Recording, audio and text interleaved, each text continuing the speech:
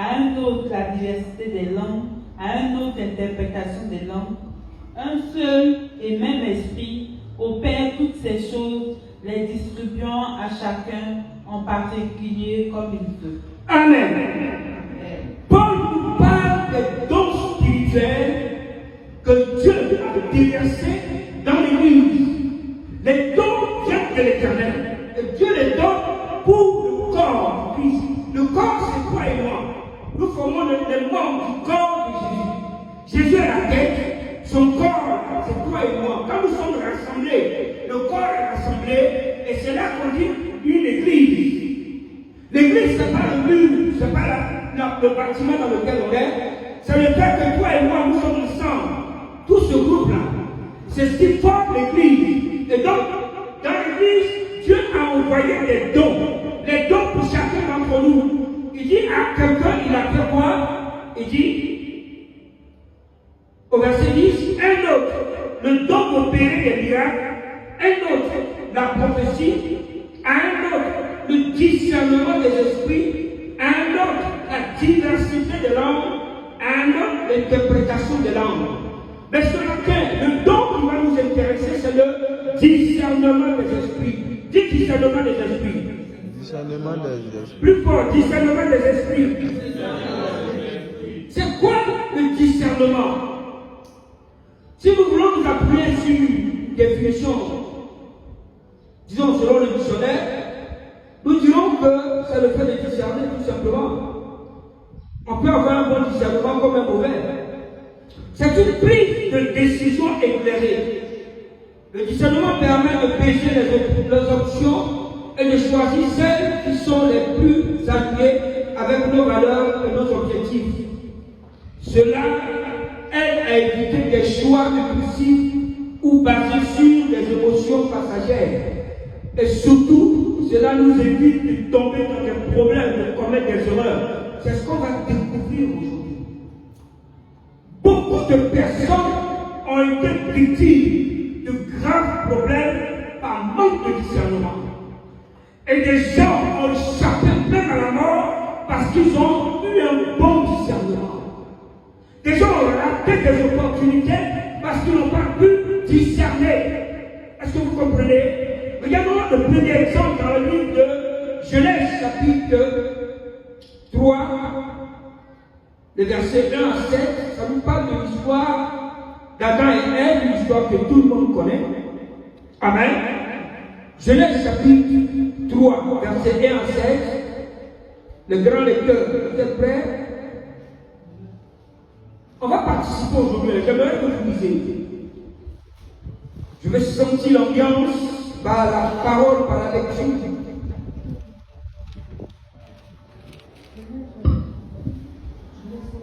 Chapitre 3, versets 1 à 7. Ok? C'est bon? 1 à 7. Oui, j'ai lu la parole. Le serpent était le plus rusé de tous les animaux sauvages que l'Éternel Dieu avait fait. Il dit à la femme, Dieu a-t-il vraiment dit, vous ne mangerez aucun des fruits des arbres du jardin? La femme répondit au serpent, nous mangeons du fruit des arbres du jardin. Cependant, en ce qui concerne le fruit de l'arbre qui est au milieu du jardin, Dieu a dit, vous n'en mangerez pas et vous n'y toucherez pas, sinon vous mourrez. Le serpent dit alors à la femme, vous ne mourrez absolument pas. Mais Dieu sait que le jour où vous en mangerez, vos yeux s'ouvriront et vous verrez comme Dieu. Vous connaîtrez le bien et le mal. La femme vit que l'arbre était porteur de fruits bons à manger, agréables à regarder et précieux pour ouvrir l'intelligence. Elle prit de son fruit et en mangea. Elle en donna aussi à son mari qui était avec elle et il en mangea. Leurs yeux à tous les deux s'ouvrirent et ils prirent conscience qu'ils étaient nus. Amen. Regardez, ici, nous allons découvrir une action de discernement. Et ça a été un mauvais discernement. Le diable qui était sur la forme du serpent apparaît à Ève, l'épouse d'Adam, dans le jardin d'Éden, Il lui dit, Dieu a dit, c'est-à-dire qu'il défend le commandement de Dieu pour amener la femme à être piégée. Dieu a dit à Adam, tu mangeras de tous les fruits de l'arbre, du jardin, de tous les arbres du jardin d'Éden. Même celui qui est au milieu du jardin, tu ne mangeras pas de son fruit, tu ne toucheras même pas de l'arbre. Adam transmet ça à sa femme, parce que Adam a eu le commandement, il était seul à l'époque. Elle vient au monde, par la puissance de Dieu, Adam lui transmet la chose. Elle est au courant. Satan vient, il déforme la parole. Il lui dit, Dieu a dit de ne pas manger les fruits des arbres du jardin. Elle n'est pas dit non, Dieu n'a jamais dit ça. Il a seulement interdit une seul. Oui, voilà comment beaucoup de personnes se laissent piéger. En manque de discernement, le diable amène sur un terrain, créer une conversation, afin de pouvoir l'inspirer à quelque chose qui va l'amener à tomber dans un piège. On dit par exemple de ne pas commettre l'impudicité, de ne pas avoir de rapport sexuel avant le mariage. Et tu courages quelqu'un, il te dit, c'est vrai, on a dit ça, que si on dit de ne pas avoir de rapport sexuel sur terre, tu vas mourir comme ça sans sexe. Tu dis non, on n'a pas dit ça, on dit ça, c'est oh mariage, déjà il y a une discussion qui s'est engagée. Qu'est-ce qu'elle va causer avec le diable? Mais il a trouvé un moyen pour créer une conversation. Et dans la conversation, il a amené maintenant à voir, vous voyez, le côté positif, si je peux utiliser cette expression, de fruit. Parce que le fruit avait une qualité, mais il avait en lui la mort. Est-ce que vous comprenez? Il était beau à voir, agréable à la vue, comme on dit, et il était aussi utile pour lui l'intelligence, n'est-ce pas? Il était bon à manger, tout ça c'est vrai, mais il conduisait à la mort. Le fait d'avoir créé une conversation autour du fruit, ça permet à Satan d'amener elle à prendre conscience ou à réaliser, à bien voir les qualités qui étaient dans l'arbre, dans le fruit. Alléluia. Ça dit que là, tu es tranquille dans ton coin. Tu t'es dit non, je m'abstiens au péché sexuel.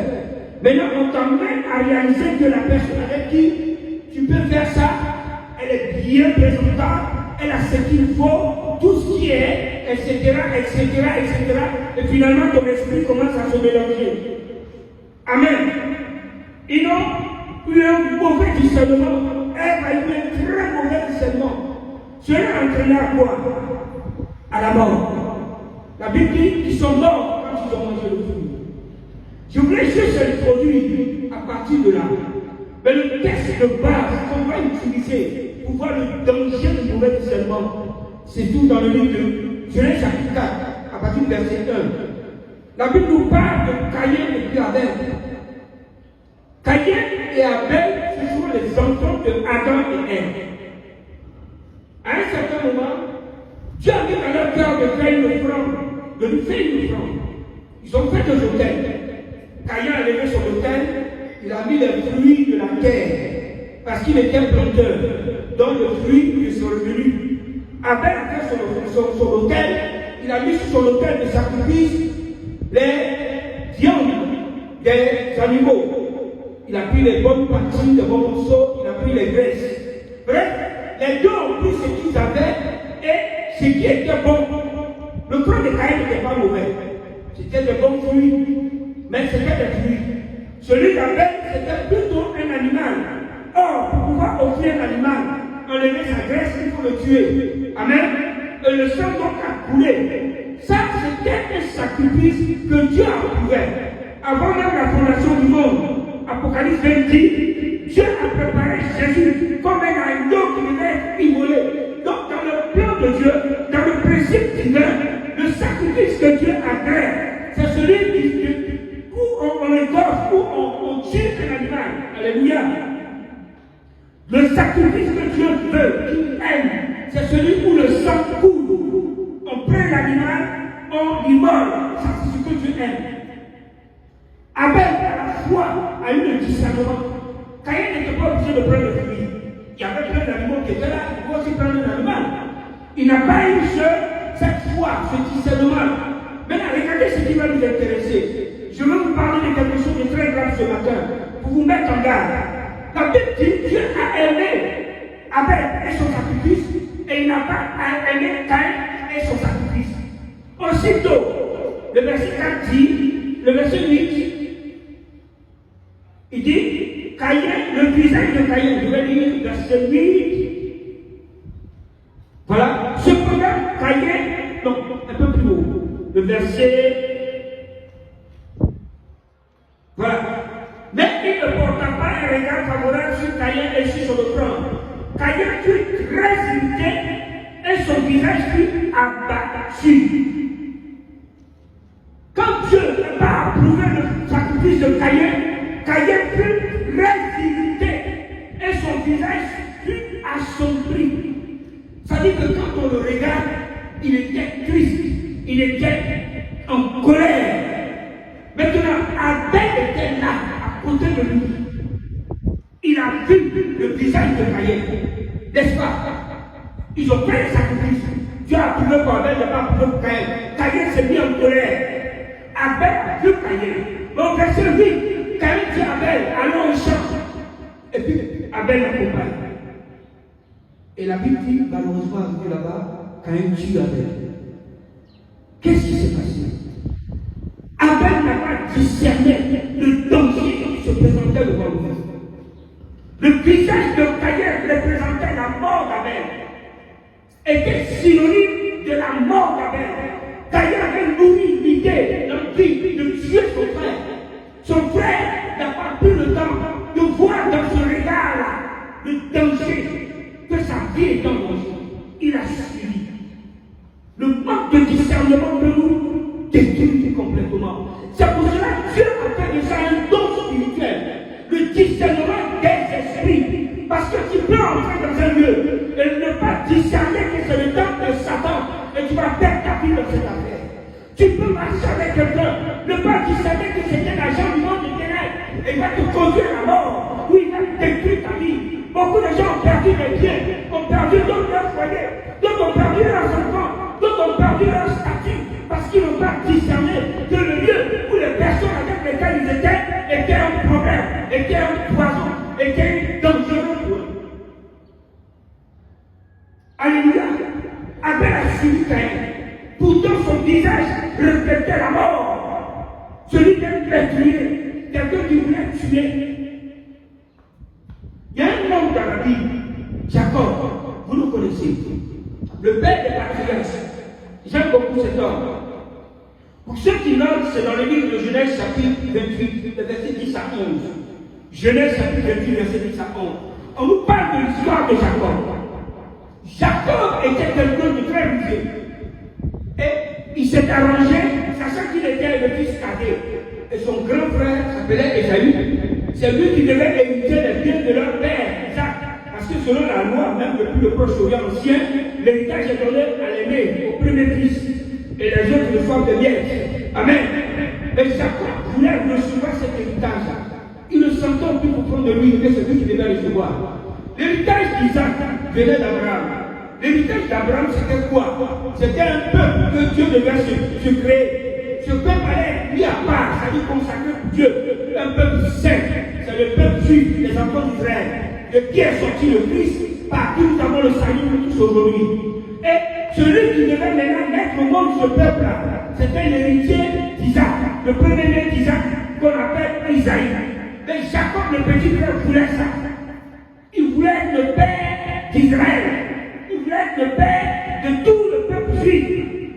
Il a donc trompé son frère Isaïe et il a volé son droit d'aînesse. Il a racheté son droit d'aînesse, disons. Isaïe a vendu son droit d'aînesse par un plat de ragoût. En échange d'un plat de ragoût. Et Isaïe, lui, il pensait que c'était une façon de se nourrir. Droit d'aînesse, c'est quoi? Donne-moi manger, j'ai fait, je ne vais pas mourir pour ça. Il n'a pas discerné que c'était tout l'héritage d'Abraham qui se trouvait dans ça. Il a vendu. Il y a des gens qui ont vendu leur destinée pour des miettes. Un seul péché a suffi pour que tu vendes tout ton aura, ton onction, ta destinée. Tu avances avec tes frères, tes amis, tes connaissances. Eux tous réussissent. Toi tu échoues parce que tu as vendu ce qui devait faire de toi une personne importante dans ce monde. Isaïe l'a fait. Et qu'est-ce qui va se passer? La Bible dit au moment de les bénir, parce que le père l'onction, l'héritage. Et cette fois-ci, à leur temps, c'était un héritage spirituel. Comme je vous l'ai dit, ça venait depuis Abraham. C'est passé chez Isaac. Et là, Isaac va donner à son premier fils. Il dit à son fils Esaïe, va me chercher une nourriture, va prendre un animal, tu le tues, tu fais un bon plat comme j'aime. Parce que Esaïe était un bon cuisinier, son père aimait sa cuisine. Ouais. Un bon cuisinier qui va vendre son droit de l'est de la nourriture, c'est quand même incroyable. Il s'est préparé, mais ce jour-là, il n'a pas préparé. Donc son père lui dit, fais-moi un bon repas, et ensuite je vais te bénir et mourir. Mais comme il a vendu son droit de l'est, il n'est plus digne de recevoir l'héritage, la bénédiction de son père. Dieu s'est arrangé qu'il échoue. Il n'a pas réussi à envoyer la nourriture que son père voulait, autant que son père voulait. Jacob a envoyé la nourriture et Dieu a sauvé Isaac, a béni Jacob. Mais regardez ce qui va se passer. Quand Esaïe a appris que son frère Jacob a volé son héritage, a volé sa bénédiction, il a décidé de le tuer. Jacob a eu un discernement que cette affaire, ce n'est pas une affaire de grand frère, petit frère. Ce n'est pas une affaire de famille où on peut gérer sans tout. Contrairement à Abel n'a plus ça pour présenter. Il est mort. Jacob a compris que sa vie est en danger. La Bible dit Isaïe a fui son frère. Il a disparu de la maison. Il n'a même pas pris de bagage. Quelqu'un m'écoute ce matin. Il y a des choses qui peuvent arrêter ton élan, ta destinée, si tu ne discernes pas que c'est ta mort ou c'est ton problème qui est là. On ne joue pas avec. Il y a une chose qu'on appelle Joseph, un descendant de Jacob, un fils de Jacob. Ses frères étaient jaloux de lui, ils l'ont vendu comme esclave en Égypte. Je laisse la recarte pour voir cette histoire. Et Joseph en Égypte était dans la maison d'un homme qu'on appelle Potiphar, un officier du roi Pharaon. Et il était bien là-bas. Pharaon, son chef, Potiphar, il l'aimait beaucoup. Et Dieu utilisait Joseph pour être une bénédiction sur la maison de Potiphar. Tout ce que Joseph touchait, réussissait. Au point où Potiphar l'a nommé comme chef de toute sa maison. Il gouvernait les esclaves, il faisait toutes choses, mais il était toujours esclave. Amen. Et la femme de Potiphar est venue le voir. Oh mon petit Dieu beau, vraiment tu es intelligent, tu es sage. Couche avec moi, tu vas régner sur la maison. Alléluia. Joseph a discerné que c'était sa mort qui était là. La Bible dit qu'il a fui. De sorte que son vêtement est resté dans la main de cette femme. Elle a profité pour crier, pour appeler les gens, pour dire il a voulu me donner, il a pris, voilà son habit. Quand j'ai crié, il a fui. Mais ça, c'est pas grave. On l'a arrêté, on l'a mis en prison. Mais s'il n'avait pas discerné que cette femme était la personne qui devait arrêter sa destinée et qui avait accepté de coucher avec elle, il ne serait jamais devenu ce qu'il est devenu. La Bible dit, des années après, il est devenu le gouverneur de toute l'Égypte. Il était comme le roi de l'Égypte. Amen. L'esclave, il est passé en prison pour l'amener parce qu'il a fait le bon choix. Mais de la prison, il est devenu le roi, le chef de toute l'Égypte. Le discernement te sauvera la vie. Le discernement te permettra de réussir ta destinée. Mais si tu ne sais pas discerner de la bonne façon, tu peux perdre ton élan, tu peux perdre ta force, tu peux perdre tes biens, tu peux même perdre ta vie. Le don du discernement. Dieu merci, c'est un don. Dans une chrétien, nous devons prier Dieu, Seigneur, donne-moi ce don, accorde-moi le don du discernement des esprits. Afin que je ne me laisse pas piéger, beaucoup de gens ont commencé avec la grâce. Intelligent, plein de faveur, de vigueur, bien présentable, bon avenir, et en coup de route, la personne tombe. On dit qu'il est devenu un braqueur. Qu'est-ce qui s'est passé? L'ennemi l'a trompé, il n'a pas discerné que ceux avec qui il marchait, ou celui à qui il a fait confiance, était un esprit qui allait détruire sa destinée. Alléluia. Amen. Amen. Le discernement des esprits. Nous allons terminer avec cette histoire du roi David. David que tout le monde connaît, et la plupart d'entre nous aimons beaucoup cette histoire, parce que nous voyons en David un modèle. Dieu m'a dit c'est l'homme selon mon cœur. Quand il était quelqu'un qui avait un don de discernement très puissant, alléluia, mais à un moment il a faibli. Mais le plus important c'est que il a plus su discerner. Et ça lui a donné non seulement la vie, mais ça l'a permis d'atteindre tous ses objectifs. On va donc comparer David à un autre homme qui était juge en Israël, qui avait donc un rôle comme celui de roi à l'époque, qu'on appelle Samson. Voici deux hommes. Ils ont eu les mêmes appels, les mêmes missions, les mêmes combats, c'est-à-dire Dieu a choisi Samson pour être juge en Israël au moment où Israël était en guerre contre les Philistins. David a été choisi pour être roi en Israël au moment où Israël aussi était en guerre contre les Philistins. Samson va se retrouver dans des situations où il va manquer de discernement. La Bible dit qu'il a croisé une femme appelée Dalila.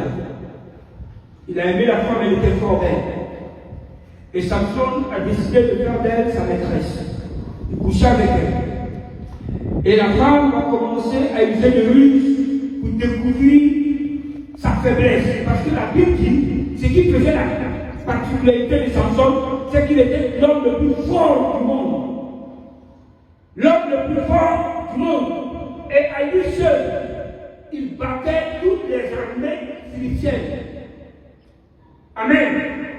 Mais sa force résidait sur ses cheveux, dans ses cheveux. C'était son alliance. Tant qu'il avait ses longs cheveux, il était fort. On appelle ses cheveux des longs robes. C'est que les gens font aujourd'hui. Amen. Et puis, la Bible nous dit que Samson ne va pas discerner que cette femme, elle sera l'occasion de sa mort. Quelqu'un qui a été oué par Dieu depuis le sein de sa mère. La Bible dit depuis le ventre de sa mère, il était consacré à l'Éternel. Il a été stoppé dans son élan. Il est mort esclave à 20. Est-ce que quelqu'un comprend? C'est une mort misérable. Un grand roi, oué par l'Éternel. Ses ennemis vont le prendre prisonnier. Ils vont percer ses yeux et ils vont le tuer. Il va mourir dans la main de ses ennemis. Après, bien entendu, par la grâce de Dieu, après avoir tué plus d'ennemis ce jour-là. Selon l'histoire, il était en train, on l'avait enchaîné sur des poutres qui tenaient tout l'étage, où les Philistins étaient en train de le regarder. Il était devenu les marionnettes, quoi. Donc lui, tout lui meule là, et puis les gens se mordent. Et ce sont ces poutres-là qu'il a renversées. Il a demandé à Dieu une dernière grâce. Dieu lui a donné la force, et il les a renversées, et ça s'est roulé sur lui, il est mort. Et tous ses ennemis sont morts avec lui. Mais il est mort misérablement. Avant le temps. Par contre, David, ce jeune homme qui avait la même mission, arrive, donner la nourriture à ses frères qui sont en guerre contre les Philistins. Mais pas la guerre. Ils sont même cachés, en train de trembler devant les Philistins, parce que les Philistins étaient tellement puissants, ils avaient un certain Goliath dans leur rang. Quand Goliath sort, tous les soldats israélites fuient comme des souris, vont se cacher dans la bouche. Et David veut leur donner la nourriture, il dit, mais pourquoi les gens fuient comme ça? Mais vous êtes cachés là, la guerre, c'est pas, on se cache pas, on sort avec son âme. Vous faites quoi dans le petit tour? On dit, tu ne vois pas ce gars qui est là-bas. Goliath, la terreur. David était ici là, il a eu un discernement, il a eu un discernement très puissant. Il a commencé par poser la question. Attends, ce gars-là, le roi a dit quoi? Si quelqu'un le tue, qu'est-ce qu'il va avoir? On dit le roi qui va lui donner sa fille en mariage, il va le couvrir d'or, il va lui donner tant et tant et tant. David est en bon. Donc il a compris que Goliath était l'instrument de son élévation, de sa percée. Écoutez, il y a des discernements qu'il faut avoir. Il y a des gens, quand tu les croises, tu discernes que si je m'approche à telle personne, c'est sûr que je vais entrer dans ma destinée prophétique. Amen. David a compris que Dieu, Goliath, c'est le moyen par lequel il allait rentrer dans son ascension. Et c'est ce qui s'est passé. Quand il a tué Goliath, on lui a donné vraiment l'homme, on l'a élevé en rang de de l'armée du roi comment on appelle le roi Saül. Et puis après, comme promesse avait été faite, on lui a donné la fille du roi comme femme. Amen. Maintenant, étant sur le roi, David va se retrouver dans une situation où le roi Saül sera jaloux de lui. Parce que David faisait des espoirs. Quand il va mourir, Saül tue l'ennemi, David tue l'ennemi. Toi, tu es mon serviteur, un petit qui vient d'arriver. Comment il fait? Saül, le roi Saül a commencé à être jaloux de lui. Il a commencé à méditer, tuer David. Il était sur quoi, non? David est là-bas, mais David a compris, il a discerné que où je mange sur la table du roi, c'est les bonnes nourritures, c'est vrai, mais il y a ma mort là-bas. Dans le palais où je suis là, la femme là, c'est la fille du roi, j'ai épousé la princesse, c'est vrai. Je dors dans bonne maison, c'est vrai. Je dors dans bon matériel, c'est vrai. Mais il y a la mort là-bas. Il a sensé, il a réfléchi, il a commencé à être prudent. Il surveillait tout ce que le roi faisait. La Bible dit le roi est un moment, et puis il prend l'âme, et puis il a pas pour le tuer. Mais comme David le surveillait, David esquive. Toi, qu'est-ce que tu fais de David? Tu fais confiance à tout le monde. Et c'est peut-être pour ça aujourd'hui que tu souffres. Le discernement. Le discernement. Partout où tu vas, tu manges. Non, c'est mon oncle, c'est ma tante. Tu rapportes toutes tes choses à n'importe qui. Tes secrets, tu dis à tout le monde. Non, c'est ma famille. Non, c'est mon papa. C'est mon frère. Aujourd'hui, Dieu est devenu David. Alléluia. David a compris que malgré le fait que le roi lui a donné sa fille, malgré qu'il dort dans la maison du roi, mais cet homme est capable de le tuer. Et il était prudent. Et le jour où le roi a décidé même de le tuer, de le faire attraper pour le tuer, il ne voulait même plus faire le cachet. David avait compris cela. David allait se cacher dans la bouche. Il a dit à son ami, le fils du roi, Jonathan, ton père est tué aujourd'hui. Jonathan dit non, c'est faux. Il dit, oh, cette partie-là, c'est pas un cachet. Il va donner l'ordre à ses soldats de m'attraper, ils vont le venger. David lui dit, si tu ne crois pas, je vais me cacher dans la forêt. Toi, écoute ton père, regarde son comportement, tu sauras. Et c'est là, Jonathan allait dire à David, tu avais raison de fuir. Si tu étais resté ce jour-là, que tu avais mangé à table avec nous, sur la table du roi, tu serais mort. Le discernement peut te sauver la vie. Bien-aimés frères et sœurs, je veux m'arrêter sur ces notes-là pour te dire que tu sois à l'école, que tu sois dans ton service, que tu sois dans la maison, que tu sois dans ton quartier, quel que soit le lieu où tu vas, les gens que tu fréquentes, elles le discernement. Parce que les esprits qui les animent ne sont pas toujours en ta faveur, n'ont pas toujours de bonnes intentions pour toi. Et de la même façon, quel que soit le lieu où tu vas, tu peux mettre quelqu'un de valeur dans ta vie. Et le discernement que cette personne sera une bénédiction pour toi. Et ne fait rien qui va détruire cette alliance-là. Parce que les gens ont perdu de bonnes opportunités parce qu'ils n'ont pas discerné que la personne qui était en train d'humilier, c'est la personne qui devait les élever. Apprenez à honorer, à respecter les bonnes personnes que Dieu met dans votre vie. Soumettez-vous quand il faut vous soumettre. Alléluia. Dans cette humilité-là, Dieu va utiliser la personne pour t'élever, pour te bénir. Tu vas sortir de ta misère. Amen. Que le nom du Seigneur soit béni. Nous allons tenir, nous allons prier. Nous allons prier, nous allons parler à Dieu ce matin. Ou si tu peux rester assis, selon la position que tu veux. Mais mets-toi à l'aise. Mais parle à Dieu. Dis à Dieu, donne-moi l'esprit de discernement. Donne-moi le discernement des esprits. Donne-moi le don de discerner les esprits. Afin que je ne tombe pas dans un piège. Que je puisse avancer. Que je puisse avancer. Que je puisse avancer. Que rien n'arrête mon élévation. Au nom